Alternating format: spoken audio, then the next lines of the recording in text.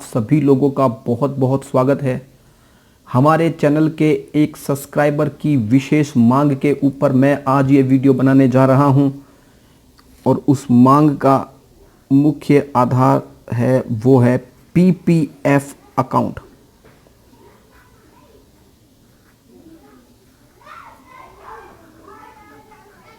क्या होता है ये पीपीएफ अकाउंट, कैसे खुल सकता है, क्या क्या हम कर सकते हैं। तो इस पीपीएफ अकाउंट का फुल फॉर्म होता है पब्लिक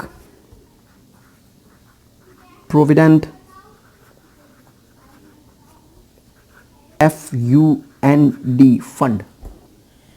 इस प्रोविडेंट का मतलब होता है दूरदर्शी। एक और अर्थ होता है परिणामदर्शी।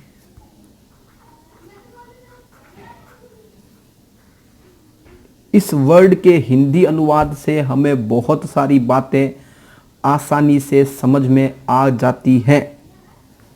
सबसे महत्वपूर्ण बात यह है कि यह एक लॉन्ग टर्म इन्वेस्टमेंट प्लान है। अब यह क्या होता है? इसका अर्थ है लंबी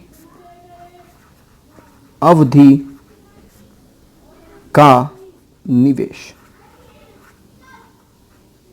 इसमें कम से कम आपको 15 साल तक निवेश करना होता है, तब कहीं जाकर आपको परिणाम प्राप्त होते हैं। पब्लिक प्रोविडेंट फंड की सारी बातें विस्तार से चर्चा करेंगे। चैनल पर बने रहिए और वीडियो को अंत तक पूरा जरूर देखिए। Benefits of PPF account. PPF account के लाभ क्या हैं? तो सबसे पहला तो लाभ इसका है वो ये है कि यह एक सुरक्षित निवेश है। इस निवेश के मूलधन जो आप लगाते हैं और उस पर मिलने वाला ब्याज की पूर्ण जिम्मेदारी भारत सरकार की होती है। इसलिए आपको इस इन्वेस्टमेंट में, इस निवेश में घबराने की जरूरत नहीं होती है। दूसरा, tax free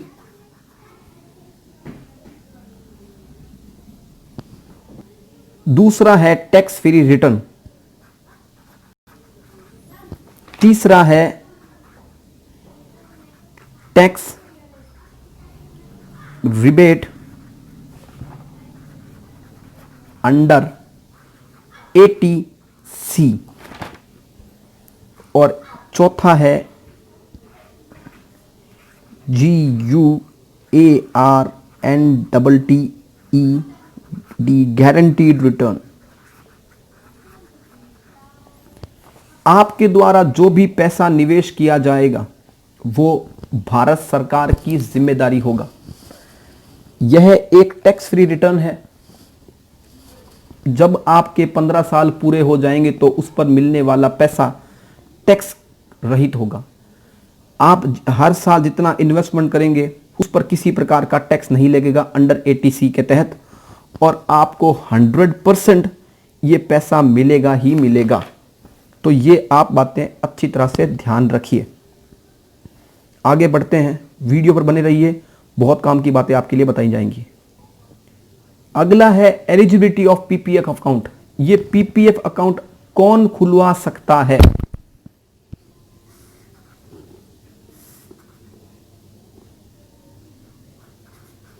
resident individual Indian, यानी कि जो व्यक्ति भारत में रह रहा है वह ये अकाउंट खोल सकता है। एनआरआई यह अकाउंट नहीं खोल सकता है। तो सामान्य शब्दों में कहूं तो ओनली इंडियन ही यह अकाउंट खोल सकता है। कोई भी भारतीय अपने माइनर के लिए यह अकाउंट खोल सकता है।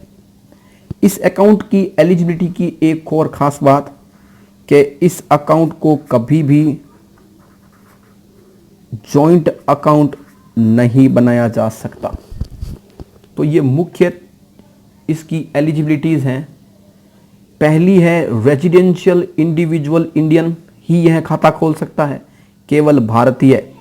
एनआरआई यह खाता नहीं खोल सकते हैं। भारतीय व्यक्ति अपने माइनर के लिए अकाउंट खोल सकता है और यह अकाउंट कभी भी जॉइंट नहीं होगा। अगला है हाउ मच इन्वेस्टमेंट, कि हम इसमें कितना इन्वेस्टमेंट कर सकते हैं। तो उसके लिए देखिए, आप कम से कम एक साल में 500 रुपए का मिनिमम इन्वेस्टमेंट आपको करना ही होगा।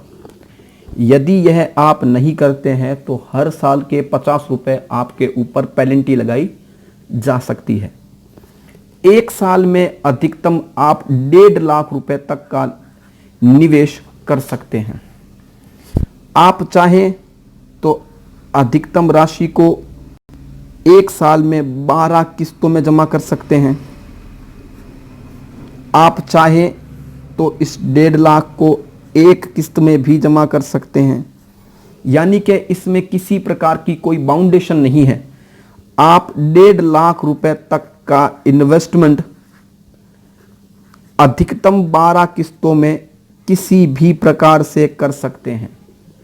आपका इन्वेस्टमेंट 1.5 लाख रुपए से ज्यादा नहीं हो सकता है। आपको कितना ब्याज मिलता है इसके ऊपर, यह ब्याज भारत सरकार तय करती है। हर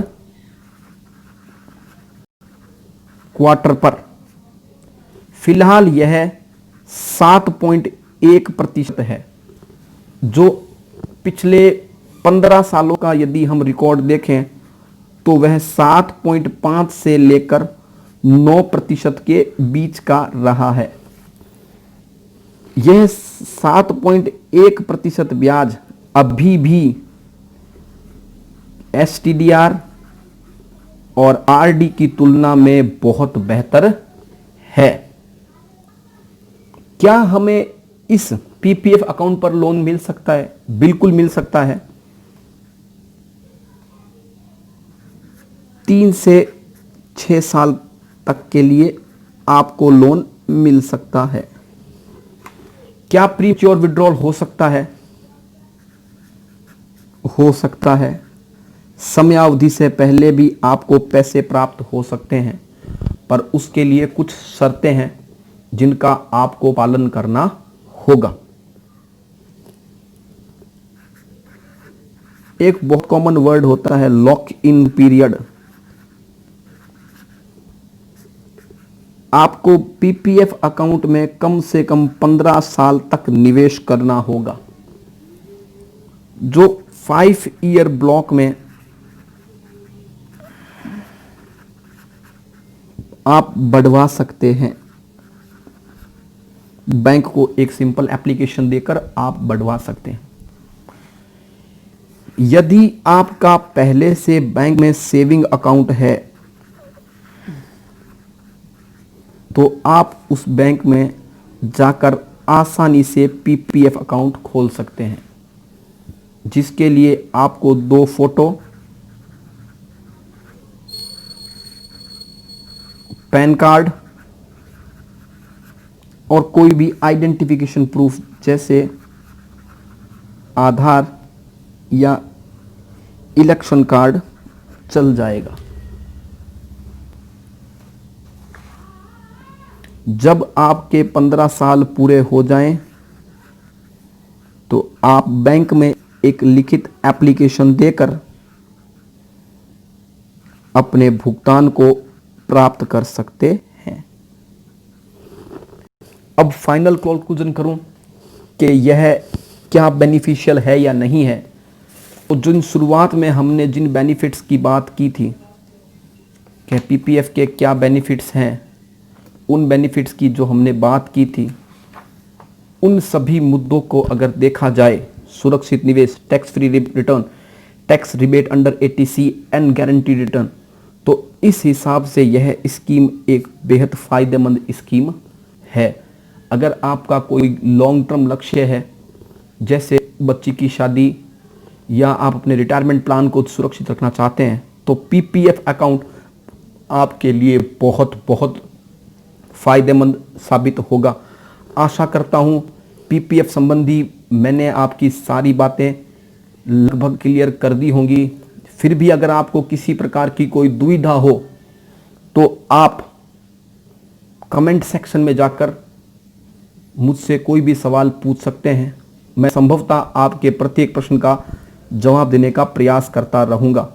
इन्फॉर्मेटिव विजेंदर चैनल को लाइक करिए, शेयर करिए और सबसे ज़रूरी सब्सक्राइब करिए। हमारे चैनल का वॉच टाइम बहुत कम है। अगर आप लोग सपोर्ट नहीं करेंगे तो इस चैनल को निरंतरता बनाए रखने में मुझे बहुत बहुत कठिनाई का सामना करना पड़ेगा। आप सभी का वीडियो पूरा देखने के लिए बहुत बहुत बहुत धन्यवाद। जय श्री राम, वंदे मातरम। धन्यवाद।